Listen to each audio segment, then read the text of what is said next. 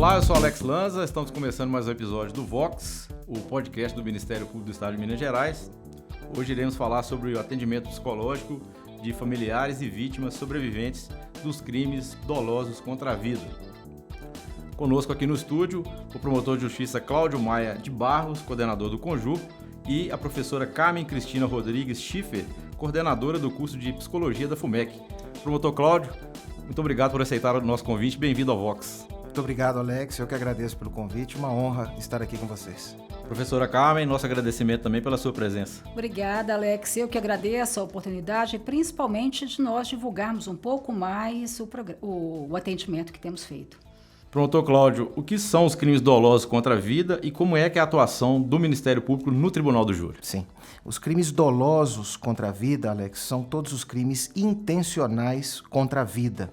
E são estes os crimes de competência do Tribunal do Júri, de acordo com a nossa Constituição Federal de 1988. E de acordo também com o nosso Código Penal, são eles 4 apenas. O homicídio, nele incluído o feminicídio, e ao contrário do que muitos pensam, o feminicídio não é um crime autônomo, é um homicídio praticado contra a mulher em razão dessa circunstância. Também neles estão incluídos o crime de aborto, o crime de induzimento ao suicídio e o infanticídio, aquele crime contra a vida praticado pela mulher contra o próprio filho em razão do estado puerperal. Apenas estes crimes são de competência do Tribunal do Júri, que também poderá julgar os crimes chamados conexos, aqueles que, para além dos crimes dolosos, ou seja, intencionais contra a vida, são praticados no contexto dos crimes contra a vida. Exemplo, a ocultação de cadáver. Por exemplo, um crime de tráfico de drogas ou associação ao tráfico, que são praticados no contexto dos crimes contra a vida. Todos esses são de competência do Tribunal do Júri, ou do Tribunal Popular do Júri, que são crimes julgados por um conselho de sentença composto por 7 pessoas do povo que ali estão para decidir, não só sobre a autoria, a materialidade, mas para dizer em que circunstâncias esse crime foi praticado, se é qualificado, portanto, se é mais grave ou não, e cabe ao juiz de direito, este sim togado, aplicar a pena dentre o mínimo e o máximo previsto na lei. Quando é que o MP avaliou que seria importante fazer esse tipo de acolhimento e como é que se estabeleceu essa parceria com a FUMEC? É importante essa pergunta, Alex, mas antes, só a propósito ainda da primeira indagação, como é a atuação do Ministério Público nos crimes dolosos contra a vida. E também para deixar muito claro para aqueles que nos ouvem nesse programa importante. A atuação do Ministério Público não é de um órgão acusador exclusivamente. Aliás, é importante deixar isso registrado, porque o Ministério Público atua sempre como representante da sociedade, como representante ou defensor da vítima e seus familiares. E isso vem ao ensejo da sua segunda pergunta. Por quê? Muitos pensam que o Ministério Público, porque é titular da ação penal, artigo 129 da Constituição Federal, deve necessariamente fazer este papel de, abre aspas, acusador. E não é assim. O mesmo promotor de justiça que acusa é o mesmo que, lá no plenário do júri, não só poderá, como deverá, se não houver provas, ou se dúvida houver, pedir a absolvição daquele mesmo réu contra quem ele propôs a ação penal. De modo que este é o papel do Ministério Público e é assim que ele atua e ele deve atuar, apegado à sua consciência, apegado à prova do processo. Esta é a diferença entre a atuação do Ministério Público e a defesa. O Ministério Público atua não por conveniência, ele atua por convicção.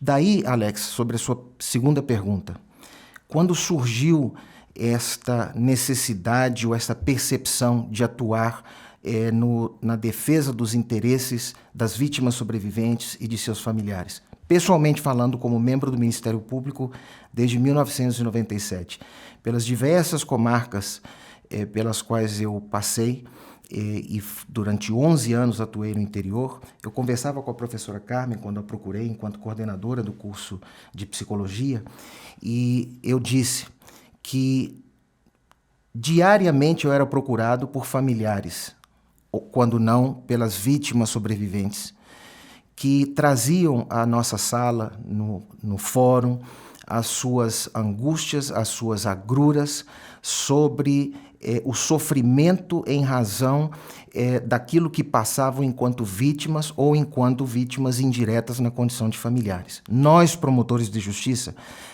enquanto operadores do direito, temos uma limitação para receber e tratar destas pessoas, por melhor ou maior que seja a nossa boa vontade em acolhê-los neste particular aspecto, não temos essa formação. Podemos acolhê-los, abraçá-los para tentar ajudar da melhor forma possível, mas a nossa formação não é da área da psicologia. E eu percebi que havia essa necessidade de dar a eles um algo a mais, este tratamento, porque este sofrimento se estende no tempo. Daí porque, quando eu assumi o honroso convite que o nosso procurador-geral, o Dr. Jarbas Soares Júnior, me fez, e eu não podia negar, da coordenadoria do júri, eu achei que era necessário criar um programa de atendimento profissional, através de pessoas capacitadas da área da psicologia, e foi por isso que eu procurei a FUMEC, através da coordenação da psicologia, que prontamente acolheu e entendeu essa necessidade. E aí nós criamos esse projeto que tem funcionado muito bem.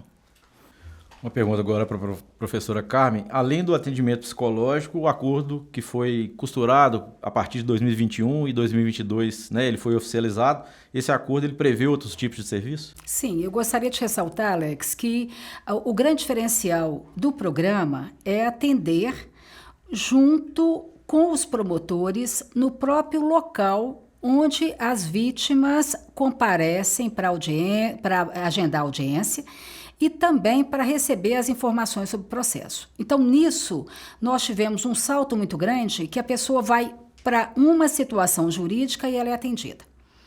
Então, lá nesse primeiro momento, nós damos um acolhimento a essa pessoa, agendamos para que ela volte mais vezes, para que haja possibilidade dela se reestruturar emocionalmente ou mesmo ter esse primeiro acolhimento que dê possibilidade dela dar continuidade, pelo menos, à sua organização prática de vida. Nós temos a possibilidade de ter o acolhimento para a pessoa que vai uma vez só. Nós temos a possibilidade da psicoterapia breve, que é realizada durante aí os 3 meses que o estagiário fica. Aquele que tem necessidade de uma continuidade, nós podemos também encaminhar para a clínica e escola, ou mesmo atender no Ministério Público. E um outro salto que nós demos foi o atendimento remoto, que é utilizando plataforma confiável, uma plataforma precisa em termos de segurança de dados para esse acolhimento.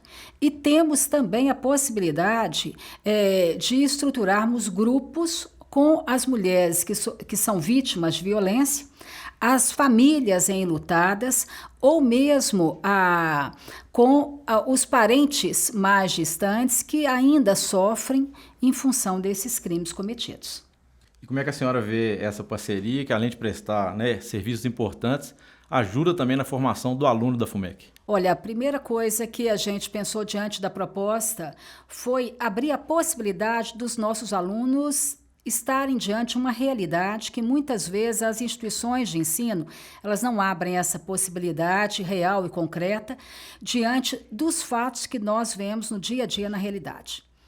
Então, a ida do nosso aluno para o local lá no Ministério Público e acompanhar todo o processo até o julgamento foi algo inédito, que até então nenhuma escola tem feito, e também possibilitou aos nossos alunos deparar com situações que a literatura não traz, e quando traz, não traz o sofrimento, a angústia, e o quadro de fragilidade emocional, de desconstrução mesmo física e emocional, que é diferente ler numa literatura e deparar com a situação frente a frente. O que a gente tem percebido é que tem possibilitado aos nossos alunos um amadurecimento emocional e, ao mesmo tempo, instigado para que eles estudem cada vez mais e o comprometimento que nós temos como profissional com a sociedade. Porque não dá simplesmente para atender esses casos. Nós temos que ser militantes ativos dessas informações, militantes ativos de tentar uma sociedade mais justa, uma sociedade mais humana. E quando você depara com essas situações, você vê claramente como que é a vida da nossa sociedade. Então, eu considero uma preparação emocional, uma preparação teórica, que uns instigas, e uma preparação prática no dia a dia. Pronto, Cláudio. A professora já começou a entrar um pouco nesse assunto, mas eu queria que o senhor falasse o local, né, onde é feito esse atendimento e como é que funciona. Sobre o local, eu tenho a satisfação de dizer que recentemente, Alex, nós conseguimos, após uma luta por parte da coordenadoria do júri, uma insistência e o acolhimento do nosso procurador-geral, um espaço próprio, inicialmente, como é do conhecimento da professora Carmen, que também lutou conosco nesse aspecto. Nós funcionávamos provisoriamente na sede da promotoria, mas agora nós temos um espaço próprio destinado a esse atendimento, que é na Rua Ouro Preto, número 703, no 5º andar, uma sala própria e destinada exclusivamente para esse atendimento. E por que eu digo da importância disso, Alex? Que é de suma relevância. Porque nesse local são atendidas pessoas das mais diversas categorias e espécies. Famílias ali comparecem, como disse a professora Carmen, extremamente fragilizadas. Afinal de contas, não é preciso muito esforço dizer que nós estamos tratando com pessoas que perderam seus entes queridos, uma mãe que perdeu o seu filho, um filho que perdeu a sua mãe, o seu pai, um irmão e assim por diante. Não raras vezes, ali também comparecem mães acompanhadas de seus filhos, muitas vezes menores. Então, é preciso ter um espaço adequado para que essas pessoas possam ser atendidas. Pessoas que, para além de fragilizadas em razão da condição de vítimas ou familiares de ofendidos, são também testemunhas de um crime, são concomitantemente testemunhas do crime praticado contra os seus familiares. E, para além disso, Alex, são pessoas que estão correndo risco de vida em razão do que aconteceu, e são pessoas que diariamente estão sendo exigidas para não prestar um novo depoimento, ou, em razão do depoimento que já prestaram, estão sendo exigidas que deixem o local em que residam em razão das ameaças que provêm dos seus algozes. Mesmo que presos se encontrem, porque aqueles que estão do lado de fora levam o recado até elas. Então, são pessoas extremamente fragilizadas. Daí a importância de ter um espaço próprio, um espaço adequado para que elas possam ser atendidas com reserva, com profissionalismo, com toda a cautela que esse tipo de atendimento merece. Você me permite, Alex, antes de você passar para outra pergunta, eu acho que essa questão do espaço físico é um diferencial. E o Dr. Cláudio lutou muito para que esse espaço fosse concretizado, principalmente porque as pessoas chegam muito fragilizadas. O local tem que ser um local acolhedor, que não a intimide, que deixe essa pessoa à vontade para que ela expresse. E o que a gente enfrentava muitas vezes, a gente tem que deixar muitas vezes uma criança fora da sala por não ter quem atender, ou quem ficar com ela nesse momento. Então, a sala foi equipada de forma que as mães possam, até isso o doutor Cláudio teve, me permita, viu, doutor Cláudio, essa preocupação da mãe entrar e ter um espaço que a gente possa ali ter uma hora de jogo com a criança ou deixá-la numa hora lúdica para que a gente possa entrevistar os pais, ou no caso a mãe ou o pai ou o envolvido na situação. Isso facilitou muito o trabalho e, ao mesmo tempo, nos permitiu ter uma qualidade melhor de prestação de serviço. E já é possível a gente ter um levantamento de quantas pessoas já foram atendidas? Temos sim. Hoje nós chegamos a aproximadamente 150 pessoas, no caso famílias atendidas. Dessas 150, ao ensejo do que a professora Carmen disse há pouco, respondendo a sua pergunta, Alex, apenas 10 tiveram seu atendimento concluído, para vocês terem uma ideia do que é esse atendimento complexo, prolongado, e aqui eu faço um registro, é um atendimento por força do nosso convênio, do nosso termo de cooperação, que começa com a investigação e não tem prazo para encerrar. Por que não tem prazo? Porque, como eu costumo dizer, reitero agora, e a doutora Carmen encampou essa ideia de uma forma muito especial, já na primeira conversa que nós tivemos. Eu costumo dizer, Alex, que o sofrimento começa com a prática do crime, se estende durante a investigação, é prolongada durante a ação penal, as audiências, durante o julgamento, mas ela não se encerra com o findar do processo. Ela se protrai para todo sempre, porque não vai ser o encerramento do processo que vai pôr um fim a esse sofrimento. Daí a necessidade do tratamento se prolongar enquanto se fizer necessário.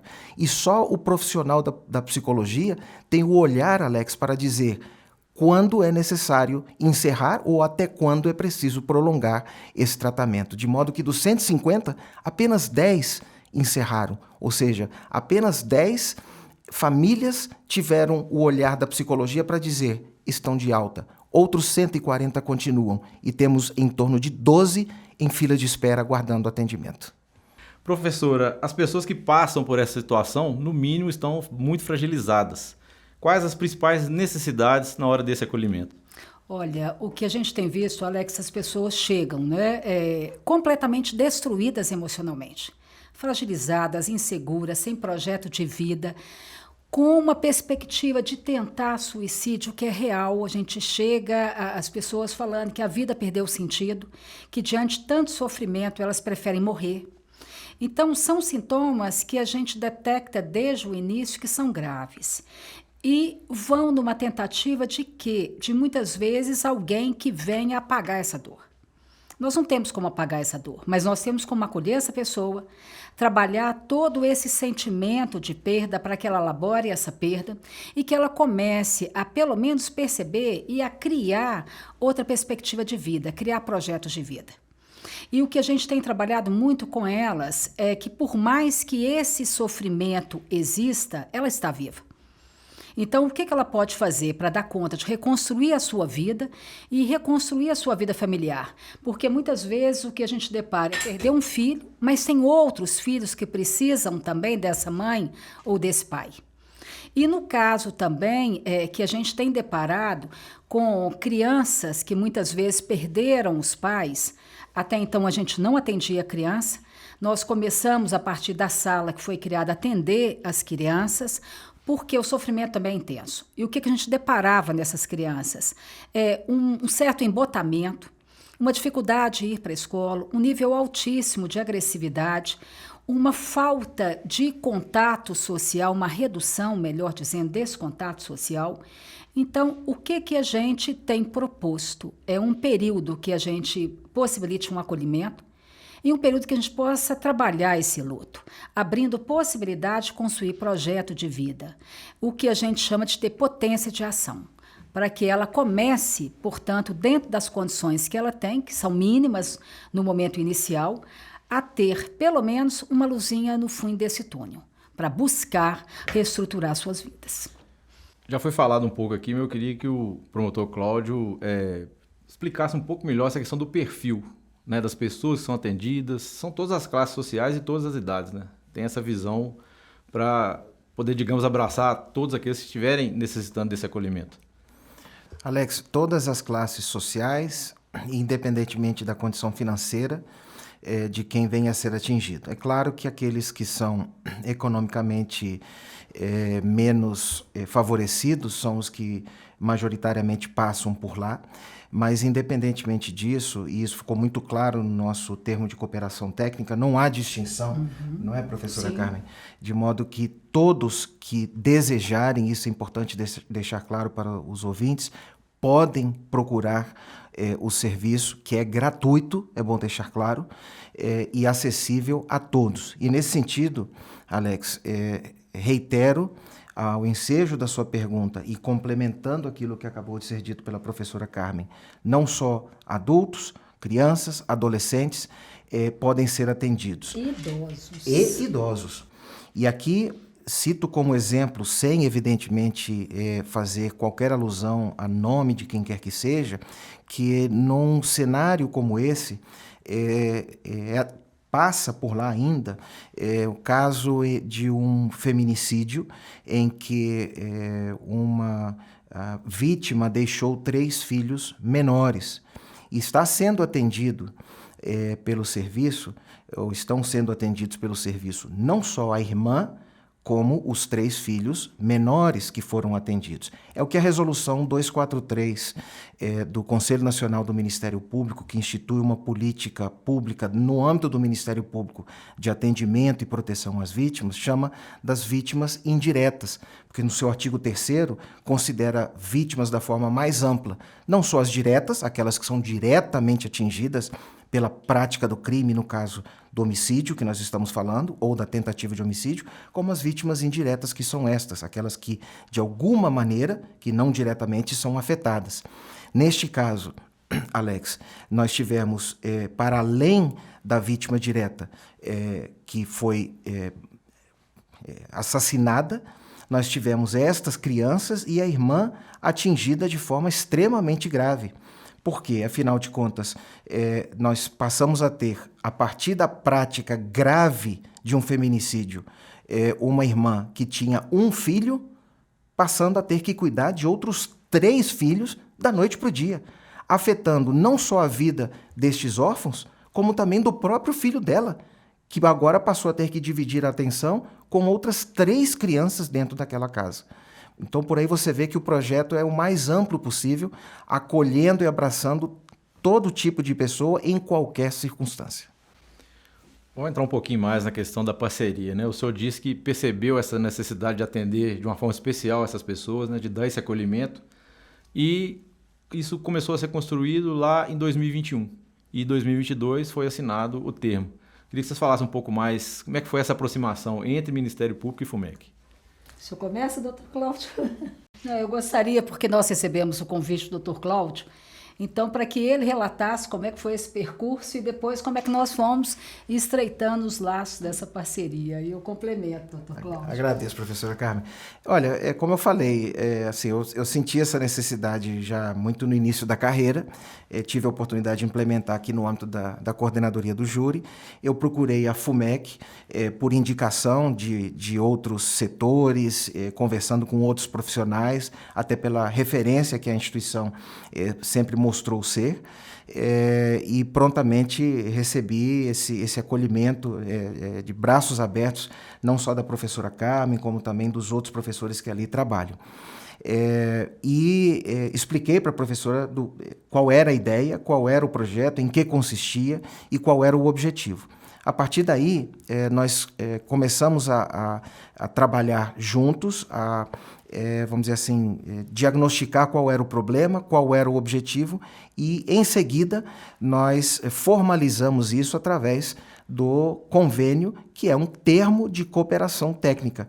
E isso foi lançado no âmbito do Ministério Público, inclusive aqui na sede da Procuradoria-Geral de Justiça, com a presença do nosso Procurador-Geral, Dr. Jarbas, em solenidade aqui na casa.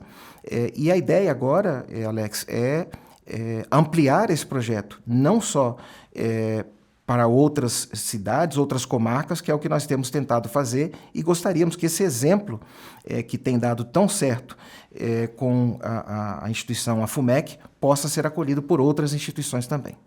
E o que eu percebi, Alex, diante da fala do Dr. Cláudio, a nossa preocupação, desde o início, foi com a qualidade do trabalho e também não ficar preso somente às questões jurídicas. E nós percebemos de uma forma muito evidente a preocupação com o caráter humanitário, ético e principalmente com a qualidade de vida das pessoas envolvidas. Ali não teve uma preocupação com o caso jurídico, o caso em que a justiça tem que dar uma resposta, mas sim uma preocupação com o ser humano que está ali precisando de um amparo e precisando desse acolhimento a fim de que ele retorne, pelo menos, a ter uma condição de vida um pouco mais saudável. Então, nesse momento, para elaborar o projeto e pensar nas estratégias foi muito tranquilo, porque o objetivo das duas instituições vinham de encontro. Então, nós já estabelecemos desde o início do projeto o acolhimento, esse atendimento no período que a pessoa espera a definição do caso para julgamento, o acompanhamento durante o período do julgamento e pós-julgamento também. Então, a preocupação do Ministério Público, que foi de encontro à nossa, era justamente ter o Ministério Público como porta de entrada, mas não fechar após o julgamento, mas ter aí uma possibilidade de atender essa pessoa para que ela chegasse no momento e falasse, olha, eu estou bem, eu tenho condições de dar sequência à minha vida. E isso tem ocorrido. E se me permite, Alex, só para complementar essa observação da professora Carmen, a propósito até de uma pergunta anteriormente feita, que me deixou muito satisfeito, e isso vem de uma observação feita pela professora. Abertos os editais no âmbito da instituição, a notícia que nós temos por parte da FUMEC é que sempre há uma concorrência muito grande por parte dos alunos, que se interessaram sobremaneira pelo projeto desde o início, e ao que parece continua assim. Inúmeros são os alunos que se inscrevem nesse projeto e há sempre vagas faltando para que possam participar desse projeto em parceria com o Ministério Público, dada a novidade e a possibilidade que isso tem dado para os alunos atuar numa área diferente daquilo que vinha ocorrendo até então no âmbito da instituição de ensino. E eu quero só ressaltar uma coisa ainda, antes de você fazer a próxima pergunta, Alex. É algo que tem um diferencial no MP. Além da possibilidade desse contato direto com os promotores que recepcionam e recebem e discutem o caso com o estagiário, tem também os estagiários do curso de Direito, que são pós-graduados, que estão aí fazendo pós-graduação, tem essa possibilidade de discussão de caso. E esse contato direto de uma forma onde eles possam discutir e entender melhor a condução de todo o processo na área jurídica e, ao mesmo tempo, contribuir com os questionamentos psicológicos. Então, isso tem sido um diferencial, a forma como os promotores estão atuando junto com os estagiários, porque até então, todo o trabalho que a gente vê na área jurídica, o estagiário que não é da área, ele acaba não tendo a possibilidade de conversar com o profissional de uma outra área. Então, a gente tem considerado essa parceria não só em termos de uma atuação junto ao público, mas uma atuação direta junto aos promotores. E até todos os laudos que nós temos encaminhados são considerados e eles têm relevância no processo. Diante dos números que o promotor, revelou aqui para a gente, 150 famílias atendidas, 10 já tiveram acolhimento finalizado e 12 estão em fila de espera. Desses atendimentos, desses acolhimentos finalizados, o que a senhora observa? Como é que mudou muito o comportamento das pessoas? Como é que foi qual a percepção que a senhora tem? Olha, Alex, e o Dr. Cláudio pode confirmar isso, mudem muito. Uma pessoa que chega sem perspectiva nenhuma de vida e pensando até em tentativa de autoextermínio, quando você finaliza o processo com ela e vê ela construindo o projeto de vida, restabelecendo sua vida afetiva, já com um nível de maturidade muito maior para não repetir, muitas vezes, escolhas que foram até inadequadas de um passado, é muito gratificante. Ou até mesmo mães dando conta de perceber que elas têm outros filhos e que elas precisam cuidar delas e cuidar dos outros filhos e que têm um marido também, retomando a condição de vida e sabendo que teve uma perda, mas que essa perda é algo do seu percurso, mas que ela tem que dar conta também de ter ainda felicidade, ter prazer e se reconstruir. Casos que a gente depara com crianças que até então estão nas projeções que eles fazem no momento do atendimento, que você não vê ali nenhuma forma de expressão mais de vida, retomar com desenhos que você vê o quanto amenizou esse sofrimento. Então, para nós também como profissional, é lógico que a gente quer ver a melhor dos nossos pacientes, a gente quer que eles sejam felizes e reestruturem sua vida, é muito significativo. E nós estamos com esses outros que a gente espera, sim, esses 150, que a gente consiga, pelo menos, se não reduzir esse sofrimento, para que eles criem projetos de vida, que a gente dê conta, pelo menos, de minimizar essa dor. Promotor Cláudio?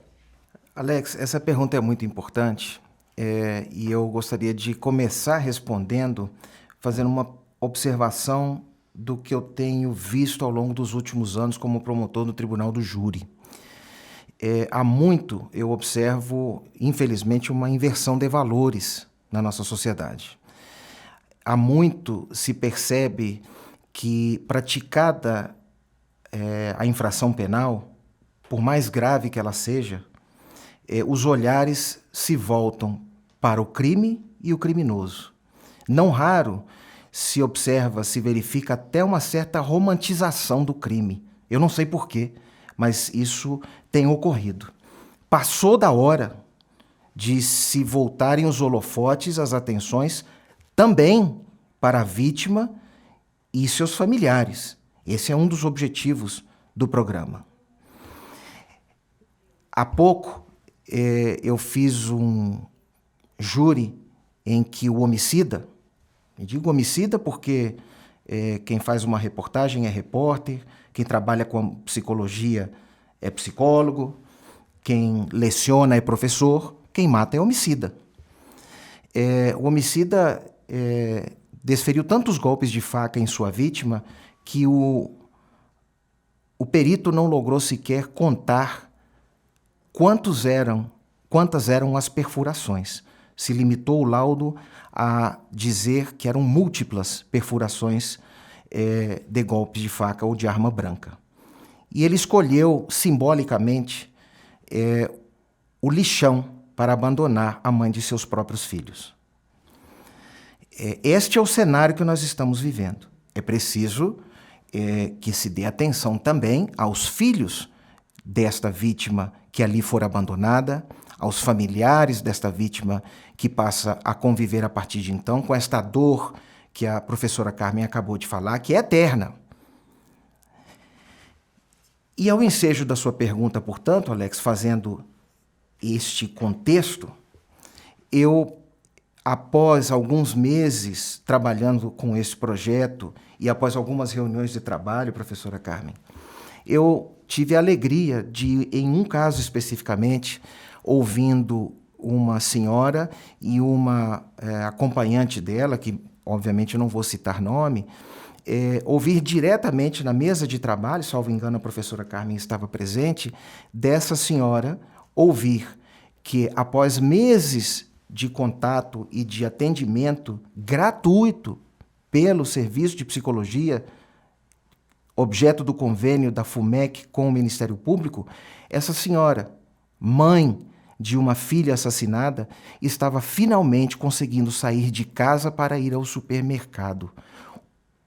Um comportamento, um gesto, Alex, que por certo você faz diariamente sem sequer perceber, mas que ela não conseguia fazer e ela não conseguia, mal, ela conseguia sair do seu quarto até a sala. E ela estava retomando este ato de um ato do dia a dia da vida, mas que há meses ela não conseguia fazer, graças ao trabalho e ao olhar da psicologia, que nós gostaríamos que outras tantas pudessem retomar com esse olhar que é preciso voltar para as vítimas e os seus familiares. Muito bem, chegamos ao final de mais um episódio do Vox. Esse foi o episódio número 26.